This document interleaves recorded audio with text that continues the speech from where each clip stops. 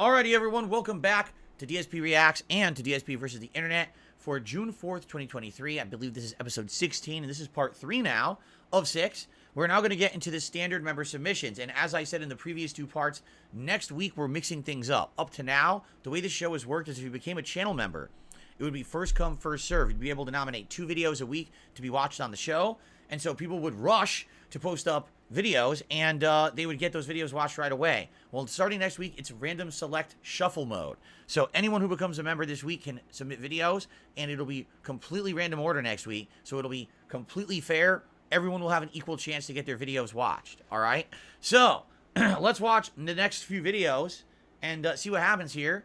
People making Joe Rogan laugh. Let's see how this goes. Now, the thing is with Joe Rogan, I know for a fact his podcast is syndicated, so we might have issues here. I guess we'll see what happens when I hit play. Trying to watch as much as I can and not get in trouble, but if we get a copyright issue, we might have to skip it.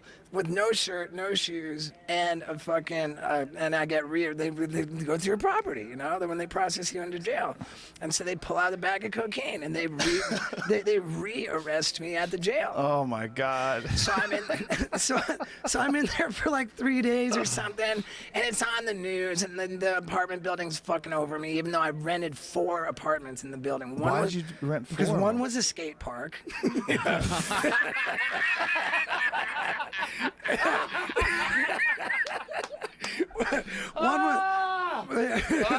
One was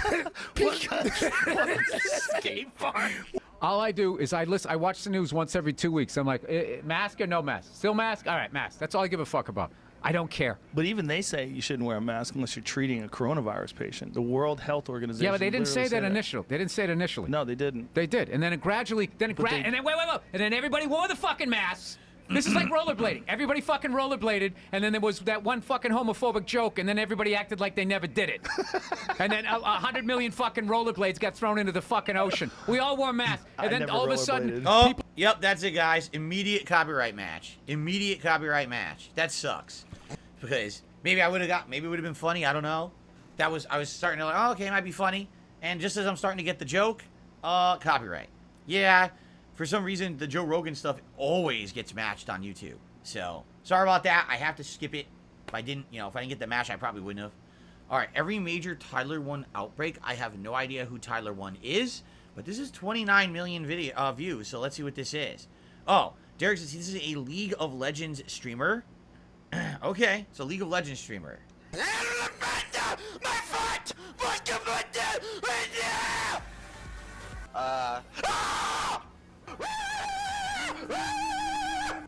Saved.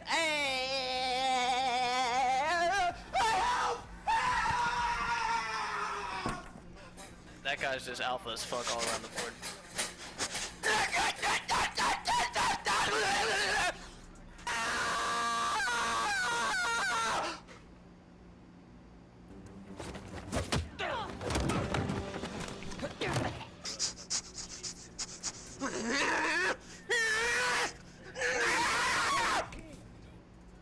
Wait, am I live? Oh. Get this shit off me! Ah! Ah! Get this beta shit off me! Ah! Ah!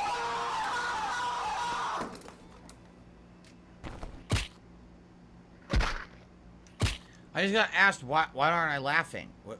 Oh, I'm supposed to laugh? I'm supposed to be laughing? Is that how I'm supposed to react to this? As I've told you guys over the years, all right? To me, overacting for attention or views is the most stupid thing you can do, and it's so immature, and all it does is it gets dumbass people or kids to like your content.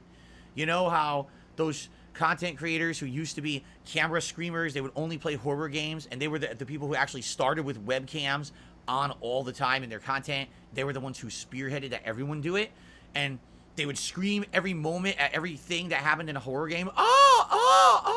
Right? And you know what I mean? And then after that, you had the people, like I said, react content. People say, well, Phil, why do you do react content now? Well, because when I react to something, I give you a genuine reaction. I try to add commentary, criticism, or something, you know, as a being a YouTuber, content creator, I tried to add in some supplemental information to make it interesting.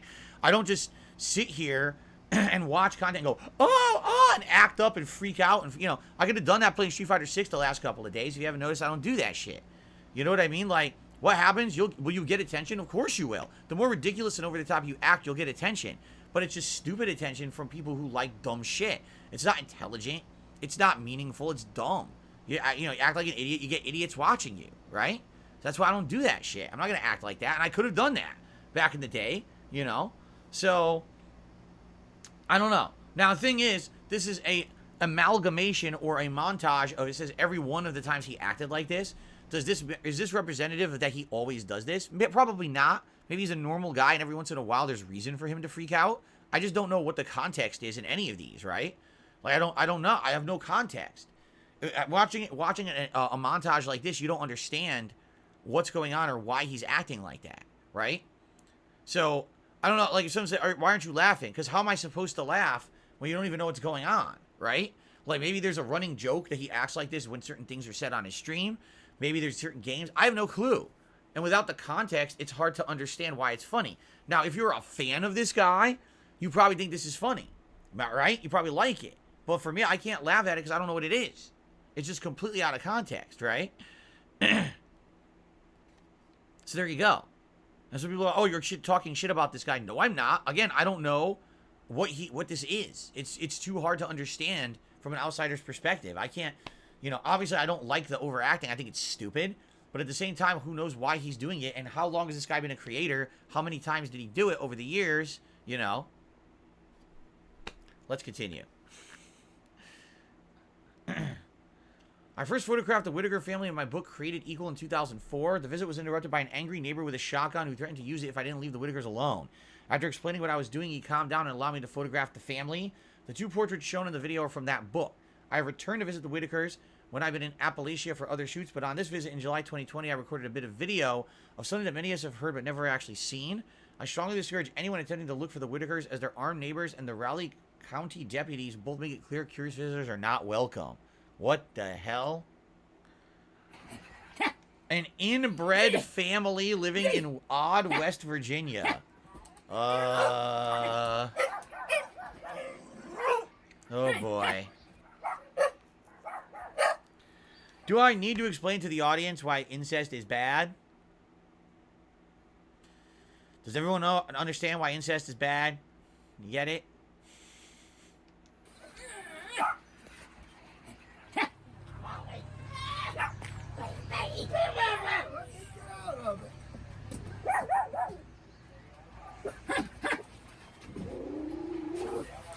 Oh my God. Every one of them is deformed.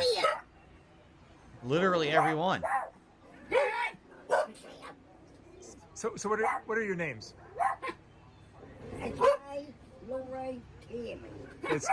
I'm sorry. Who's this?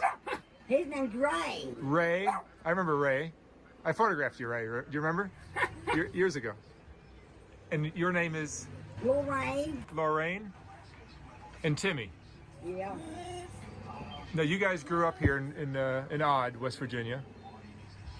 How many years have you lived here? All my life. You're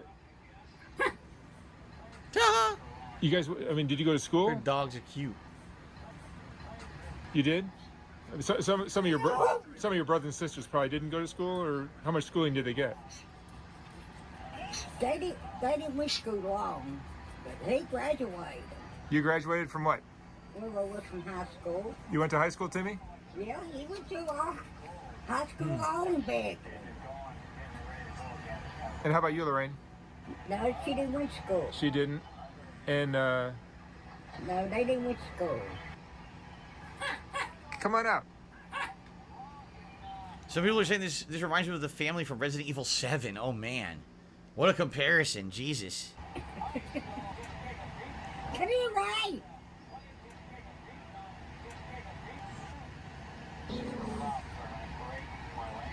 I won't even come out. Look. Ray, tell me about your family.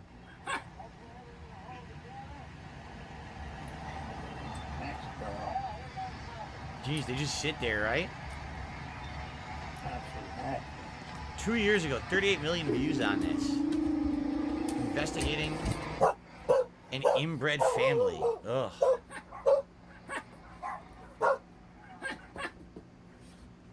So Ray,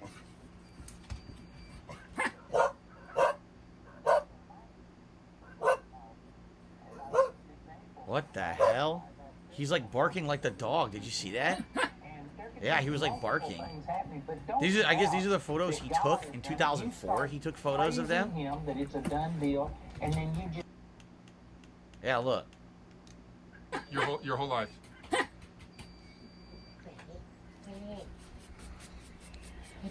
And your family, you lost your brother since I was here last. That's how he talks. Tell me about your brother.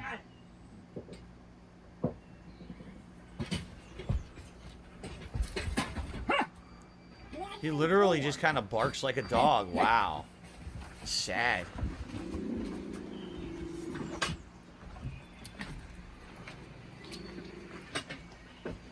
Jeez.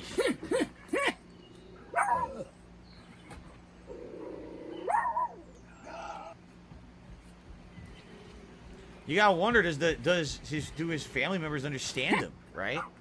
Like, is that a method of communication? They understand what he's saying?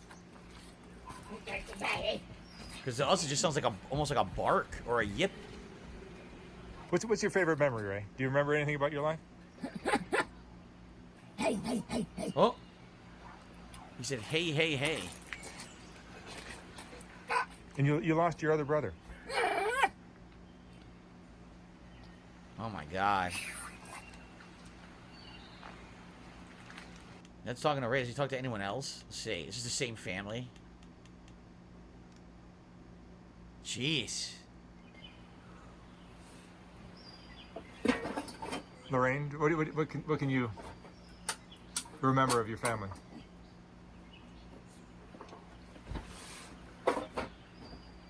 Huh. Oh, so these are other pictures of them before. Again, this is supposed to be like 2004 versus 2020. These are the old pictures. Jesus.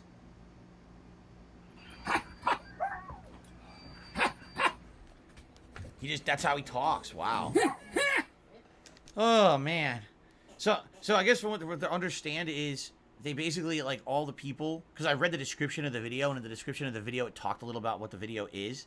And basically what they said is, I guess the people in town, they don't hold anything against them, this family, and apparently they keep to themselves. They cause absolutely no trouble to anyone. So if anyone comes and tries to bother them, they chase them off. Like, they're the deputies and everyone who's there, and even the townspeople, if they see you messing with them, they'll come and chase your ass off and be like, just leave them alone. Get the fuck out of here, you know? Which I guess I kind of understand. Let them live their lives how they want, but at the same time, I mean, Jesus Christ, you can see how messed up inbreeding is, what it does to people. They're barely talking, right? They're barely cognizant. All deformed and messed up, man. Ugh. All right, let's go to another video. Hopefully this one's a little Hey more guys, upbeat. Metal Jesus here, and I am back again with Kelsey. How's it going? Going great. So we are here in my store. I co-own Pink Gorilla Games, and you have been bugging me forever. This is from 5 years ago. Someone had told me when I was doing my closet clean out last summer, they had said if I was interested in selling any of the stuff, all right, in the closet, that I should talk to this guy who apparently lives in Seattle, or to any store, and this is one of the stores that I guess is a retro game store that will buy old games, and that this might be one to be interested in. I don't know anything about the store. To do a tour of this store, and I'm shy, so I've been hesitant to show it off, but here we are today. So I'm going to give you guys a look around if you're ever interested. We're located in Seattle, Washington, so if you're here, come on by. All right, let's take a look.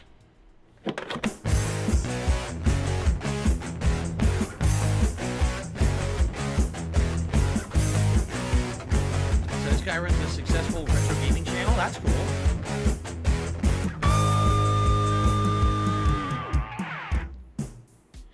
Alright guys, welcome to the store. This is Pink Gorilla Games in the University District. This is one of our 2 locations, and right as soon as you walk in, you are greeted by this beautiful statue. You gotta wonder, because today, you know, this is over 5 years ago, so you have to wonder, does this place, first of all, are they still open? And if they are, how successful are they? Have they gotten more successful? Because retro gaming collectibles have actually exponentially exploded in value in the last few years. So you got to wonder, are they doing really well for themselves? Or did something like the pandemic, right, maybe have hurt them horribly? You don't know, right? Look at this. It's a Star Fox statue. Fox McCloud here. That's cool. He's seen better days. He was actually stolen once, so now he's chained to the wall. He was fucking stolen from the store? We also Jesus. have these gachapon machines, which I really like. You get a random Pokemon figurine. Xantar says, actually, they're doing very well. They opened another store recently. That's cool to hear.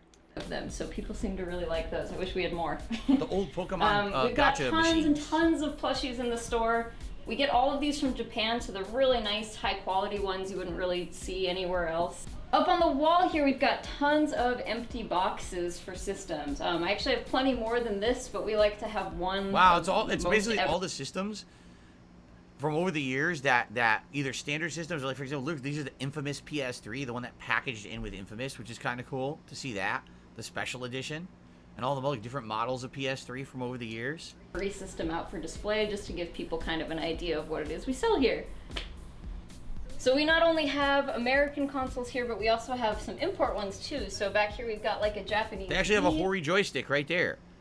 That's the real Arcade Pro V4, but it's for PS4, and that's the Japanese edition. That's not the one they made for America. That works probably on regular PS4s. I wonder if that would work on PS5 like mine does. And this is probably the coolest thing in the whole case right now. This is the I made this edition of the Xbox One. So this was given to like the people who worked on the Xbox One when it was coming out. Launch team 2013. And they were so proud of it. Here it is. They sold it. They were so proud of the Xbox One. The dev team didn't keep them. They sold the consoles. And here's one at a game store. Wow. That's kind of messed up, actually. Right? Piece of history. So we don't always have a really cool TurboGrafx and PC Engines section because, well, I mean, it's not a very common console. But right now I'm happy to report that we have some really cool and very, very expensive games in here. So over here we've got our Wii games, we've got our very small section of Switch games because they haven't really been traded in a whole lot yet. GameCube games, and then a bunch of strategy guides, which I really like that we carry. Not everyone still uses or likes strategy guides. I mean, now these are collector's items, seriously. But back in the day, these were so prominent. Like, the strategy guide for a game would always be out before the game even came out. Like, that's how prominent they were. And this was before an entire game was analyzed, ripped apart, and the entire thing put on the internet around the time the game came out. You know what I'm saying? Like, you needed to buy the strategy guide in tandem with a new game in order to really get through that game in any kind of a timely manner, especially for like lengthy RPGs and stuff. But it was hilarious because take a look at some of these strategy guides. Like half these games you totally don't need. What do you need a strategy guide for Pokemon Snap? Like what? Why do you need a strategy guide for simple games that aren't like, you know what I'm saying? Like Civilization, okay, probably gonna give you all these tips on how to build and do things in a certain way or whatever, but some of these are just ridiculous that they always pop out strategy guides back in the day for games that didn't even really need them, right?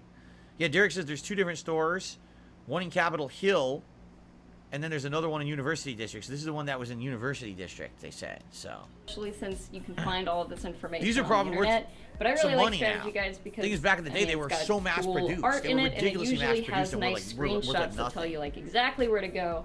So a lot of people do like collecting these still. So almost exactly when you walk in, you will see this awesome rare case. This is where we keep all of our handheld consoles as well as all of our pretty rare stuff. So right now we've got some selections of handhelds here. We've got Wonder Swan. I remember the Wonder Swan. A bunch of really rare NES games, including some ones that don't look like they really have any business being rare. Like Wayne's World, why is that worth so much money? Some boxed games in here, N64, Super Nintendo. Zelda, very Zelda. Even some games See, that's funny. In this, the Zeldas are only worth $60 in box. I bet today those Zeldas are worth way more. Because that was Majora's Mask and Ocarina. They were in box for only $60. How much you want to bet those are worth like over $100 today? I almost guarantee it.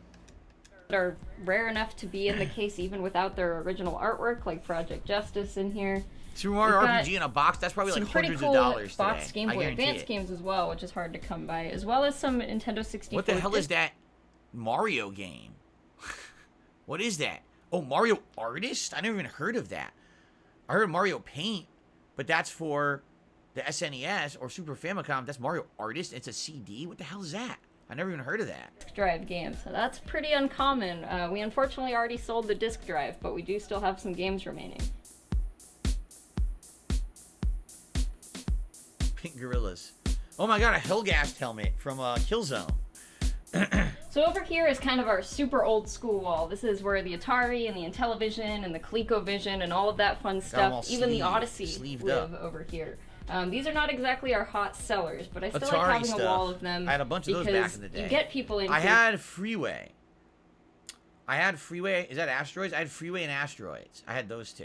Who remember the Atari fondly. I mean, people like Metal Jesus who love the Atari. Derek says, that was the Mario Artist Communication Kit CD for Nintendo 64's 64DD in Japan. You could share your creations. Oh, there was no CD add-on in the States, so that's why I didn't know what it was. Interesting. Will I go here one day? I don't know. If I was ever in Seattle, in the area, probably cool to go in there. I don't know if they would be interested. Like I have all this stuff that I would like to sell in my closet, so maybe that would be cool to sell some of that stuff. I don't know. So I like having a big wall of it, even if it's not a hot seller, just because it's interesting for a lot of people to see. So this is where we start seeing a lot of the import stuff. That's one of the things that we're really big on here, is keeping a lot of games that are imported from Japan. So this is our Famicom wall. It's actually smaller than it normally is. Wow, look at how different Famicom games look from NES games. They're all colorful and stuff. We actually got so many NES games much smaller cartridges that we had too. to kind of cut it down. So next to that very colorful wall is our enormous NES section. I'm very proud of this. We got an almost complete collection traded in couple months ago. It's been picked over quite a bit since then, but we still have plenty to make this awesome wall full of, I mean, hundreds of NES games. Next to that is Super Nintendo, always an awesome section, always a popular section.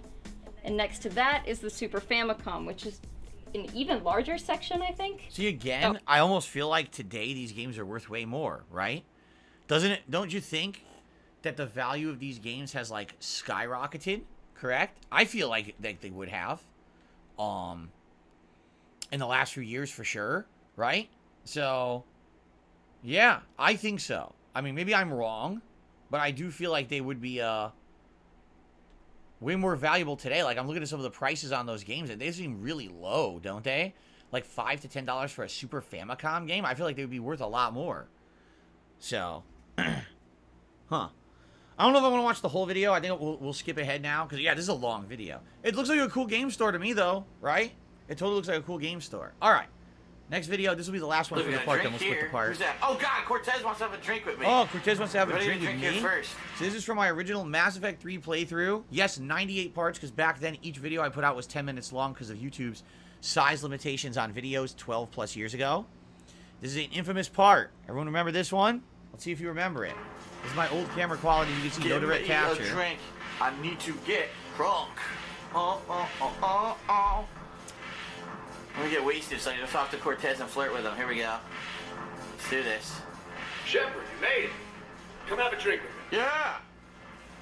Take your shirt off. You're looking happy. You had it right. Yesterday can't change. Tomorrow we might all be dead. You wonder why it sounds so echoey, like they're in a cave? It's because I used to use a camera pointed at my TV, and I had a giant living room that also was part of my kitchen and everything. It was a giant living space. So anytime you talked in there, all you heard was this giant echo. So all my videos back then sounded like this. Today is what matters. I'm not wasting it. I wouldn't have thought a club would be to your tastes. You don't have to get all hot and bothered to appreciate graceful dancing.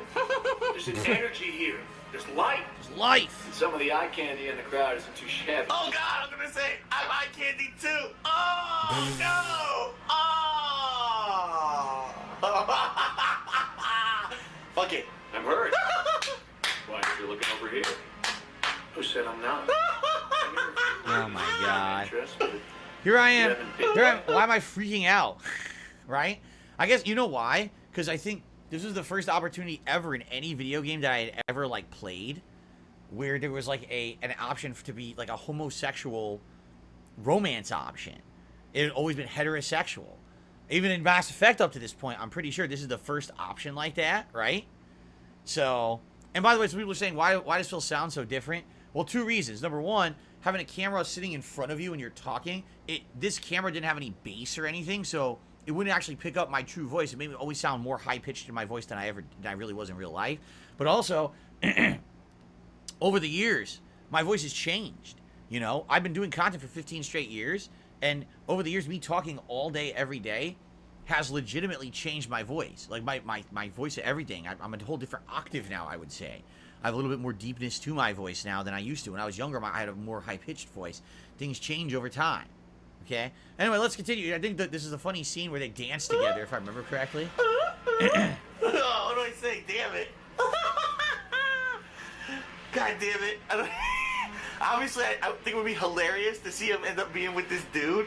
But I also want to see if I can get, like, Liara or someone else. Like, Ashley. Here we go. I haven't had the right moment with the right man. Oh, There really? you go. Oh, God. Oh, God. Yes. Lead the way. I'm laughing like the Joker. Like, I'm laughing like fucking Cesar Romero Joker. Again, back then, it was a different time for sure. And we'd be like, oh, this isn't a video game. This is hilarious. I'm cracking up. Like today, I'm like, this isn't even like a big deal, right? Two guys. Oh my God, they're doing the terrible dancing. They're like bumping. Look how they dance. Relaxing. They're bumping in place. Yeah. I'm used to seeing you step off my shuttle right into hell. I love it. Look, you dance and dance. Worry about whether you'll make it back. I didn't know you cared. You're our commander, but Oh my God. you've been there for me. You're a good friend. Oh no! I want more than friendship. I want to be more than just friends. Oh! I thought I felt something between us. Oh! Oh no! What's he gonna do? Oh no! No, don't do that! No! See that? Why? Today I'm like, it's not a big deal. It's not a big deal at all. I mean, it's silly that's in the game, but it's not a big deal. But you're talking 12 plus years ago for a video game to have something like that in it was actually shocking, different, and fun. I guess I thought it was funny, right? But this video, I remember, you see 34,000 views. The rest of the playthrough didn't have 34,000 views. Had a few thousand views per part, you know? But this particular one, because of this happening, I mean, these choices, people were freaking out. Oh, someone did the choices in Mass Effect and put it up on their playthrough, right? They're like freaking out about it on the internet. Today is a good day. Tonight, it'd be better. I'm gonna fucking throw up. Sure. Listen to me, I'm gonna fucking throw up because he kissed a guy. To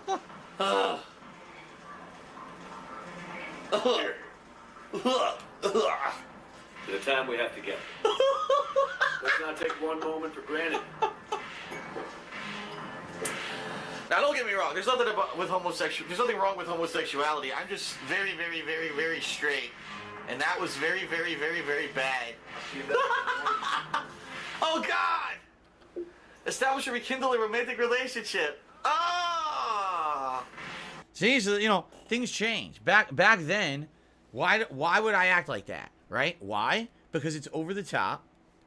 Because people will talk about it. It got me more views. People made montages, you know, trisexual Shepard, that in each game, like the first game, I think Shepard had a romantic relationship with Liara. In the second game, I want to say it was with Miranda. And then in this one, in the third one, it was Cortez. So because of that, people were like, oh, look at this trisexual Shepard. So that's what I mean. Back then, I would literally overact on purpose. Was I out overacting in that video? Yes, abso-freaking-lutely, 1,000,000%. Yes, that was purposeful overacting, hamming it up so that people would laugh at it and it would get me attention and it would get me views. That's exactly why I did that kind of stuff back then. Today, I don't do that, you know? I don't. Every once in a while, maybe I get angry at a game. You'll see me raging. But outside of that, you're not going to see me, you know, go over the top. But that's what I mean. This is representative of the old me 12, 13 years ago that I don't do that stuff anymore. But today, seriously, today, if I were to put out that video, people would be like, oh, so that's basically, you know, he's a homophobe because he thinks that it's hilarious or disgusting that there be a homosexual relationship, right? In reality, I don't think there's anything wrong with homosexuality. It's fine. There's nothing wrong with it whatsoever. Be happy with who you are. But back then, I would ham it up on purpose to get attention. And it worked. Let me tell you, look, 34,000 views on that video. I guarantee you all the other parts have not nearly that many, especially around part 98 of a playthrough, you see. Okay. All right, so guys, that is it for this part.